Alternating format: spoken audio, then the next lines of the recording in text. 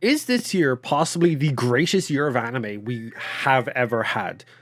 I want to talk about it real quick. So as we know, I've been trying to progress more towards a anime style content for YouTube. And in doing so, I've begun to watch a lot more anime, especially stuff that are coming out this year, but also stuff in the past years. And it's made me realize something. This year, we've had so many banger hits in terms of anime and so many more to come. Like, let me run you through a list real quick. The Fairy Tail 100-Year Quest is coming back, which if you don't like Fairy Tail, that's fair, but for Fairy Tail fans, this is huge news. Especially if the animation studio keeps up with, keeps a good animation style. This could be possibly one of the anime of the year. You also have Mushoku Tensei, which you cannot like it for the fact that the guy is a bit the main character is a creep, but like, you can't deny it still is a decent show. You've Kaiju Number 8, My Hero Academia, Konosuba, Solo Leveling. You have Bartender, Glass of God. You have Newgate, Delicious in Dungeon, Remonster, Ishura, Slime Isekai Season 3, Go Loser Ranger. While I do hate it, you do have Ninja Kamui. We can't deny it did have a little bit of a spike in the beginning. Classroom of the Elite. You're getting Blue Lock Season 2. You're getting Blue Lock movie. You have the Haikyuu movie. Like, we're getting the second part of Solo Leveling, or the second part of the first season. I'm not sure if it's a season 2 or if it's the second part. I couldn't really remember or find the confirmation. You've Demon Slayer. We are stacked this year for anime. And it's got me thinking, what other years have we had an anime stacking like this? Because I'm pretty sure as well, we're getting the Chainsaw Man movie, which for the Japanese audience might not be a big deal, because I know Chainsaw Man didn't do as great, but for the Western audience, Chainsaw Man was a huge hit. Like, it did so well. So now I'm trying to think, if this is the best anime year, what do you think could be anime of the year? Because I have a few contenders in mind. So starting off, we have Kaiju Number 8. Now, Kaiju Number 8 has been on a rampant streak since episode 1 all the way up to, as of recording this, episode 9. It has not fallen off immensely. It has kept up animation style. People have said it looks a little goofy with the animation style. I can see that, but also when it comes to those action scenes, it really switches up and just goes clean as hell. With Kaiju Number 8 as well, the storytelling isn't too complicated to understand. The character isn't a teenager or a young adult. He's actually one of the oldest people in this setting, which is a really interesting concept or a really interesting take on anime, because we haven't seen a lot of times where it's just the older guy is playing the older guy, not being isekai'd into a world where he's a 16-year-old boy. So I feel like Kaiju Number 8 really does this well, where it takes the whole idea of an old guy getting into a young man's game, but does it with such a twist of him being a kaiju. I really like the idea that this is going on, and I hope the animation and the story does keep up. I have seen little tidbits of the manga. I have read a little bit of it as well, and so far the story hasn't lost me yet. So I'm praying to God the animation keeps up with this too.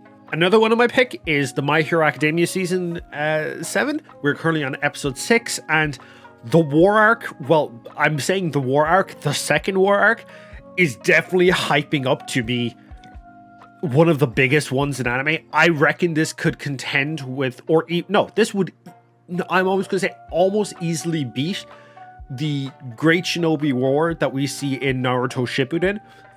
Obviously, because we haven't seen, because of that whole Kaguya situation in the end, that a lot of people lost interest in the war arc. But I reckon this is definitely going to beat that in terms of animation and in terms of story.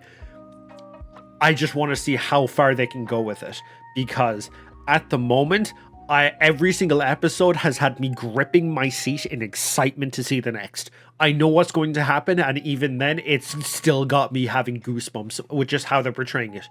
Monoma has easily become the favorite for me so far this season with the latest episode. So that's something I'm really interested to see, and this is another one of my contenders for anime of the year. Obviously, popularity plays a big part into it. Now, another pick that I didn't mention at the beginning of the video, but I still do really think is the perfect anime, is Frieren. Frieren has, it's like I talked about it earlier, it's just the perfect anime. I don't think there's anything wrong with it. And the only reason I could see it not becoming anime of the year is because while a lot of people have watched it, the audience for a lot of these anime that I'm going to talk about is a lot bigger, and I feel like the anime has gotten pushed a lot further. But Frieren, I wouldn't say it's a dark horse. It's not a hidden gem because it is known, but I feel like My Hero and Kaiju Number 8 are definitely more well known in terms of just story and in terms of like the fact that the whole manga community is also pushed that far, whereas Frieren didn't get pushed as much. I don't feel. I didn't see a lot of it, but I finished the show and I fell in love with it. So that's why I think Frieren is also a contender for Anime of the Year. But I don't think it's going to win, unfortunately, just due to it not being pushed as much as I would have liked it to. The next one on my list is a bit of an interesting one because of the fact that I don't think it's going to win Anime of the Year, but definitely for at least voice acting wise, I reckon the voice actor is going to win is going to win an award because of his participation in the anime, specifically the dubbing. I reckon Solo Leveling's Alex Lee is definitely going to win voiceover of the year.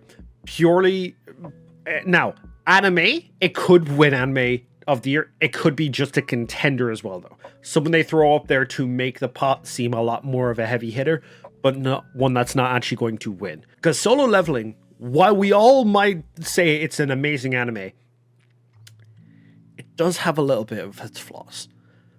The animation is clean.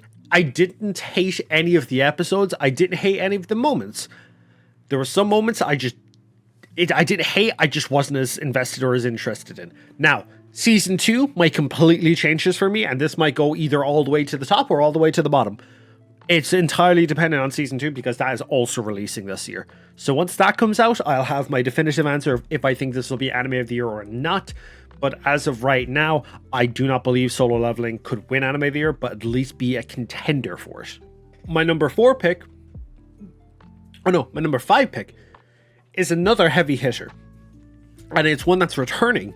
It is Konosuba, because Konosuba is possibly the biggest anime airing this year.